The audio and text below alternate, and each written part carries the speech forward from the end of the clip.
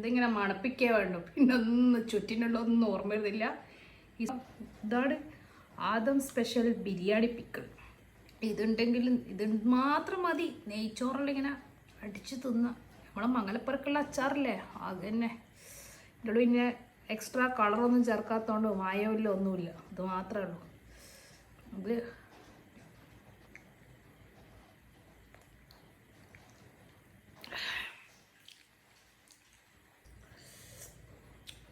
അടിപൊളി അച്ചാർ.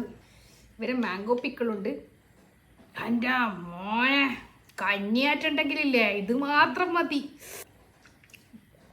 എൻ്റെ പടച്ചോനെ പണ്ടത്തെ ഉമ്മാമാറിലാക്കുന്ന പോലത്തെ അടിപൊളി അച്ചാർ. ഇതാണ് ഇവരെ മിക്സ്ഡ് പിക്കിള്. ഓ നാരങ്ങയും ക്യാരറ്റും മറച്ചക്കെല്ലാം പോയി കഴിഞ്ഞാൽ കിട്ടും. അവിടുന്ന് ആണ്ടിനെല്ലാം കിട്ടുന്നൊരു അച്ചാറുണ്ട് മിക്സ്ഡ് പിക്കിള്. അതേ ചോയാൻ തോന്നി. ഇതിനുള്ള ക്യാരറ്റ് ഉണ്ടോ നോക്ക്. നല്ല കറുമുറ ഉണ്ടാവും. നോക്കട്ടെ. അതന്നെ പണ്ട് ഓടക്കാടാറ്റം പോയിട്ട് തിന്ന അതേ ഒരു ഓർമ്മ എനിക്ക് ഇല്ല കേട്ടാ. ലെമൺ പിക്കിളും ഉണ്ട്, ഡേറ്റ്സ് പിക്കിളും ഉണ്ട്.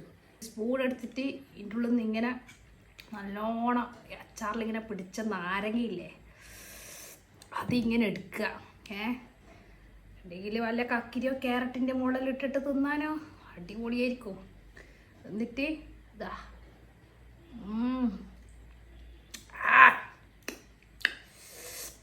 പഞ്ചാലി കഞ്ഞിക്കെല്ലാം കൂട്ടിയില്ലെങ്കിലേ പനി അങ്ങ് ഏശർന്നു പോകും. നിങ്ങൾക്കും ഇതുപോലത്തെ അച്ചാർ വേണമെങ്കിൽ ഒരു നമ്പറും ഇൻസ്റ്റാ പേജും ഞാനവിടെ താഴെ കൊടുക്കാം.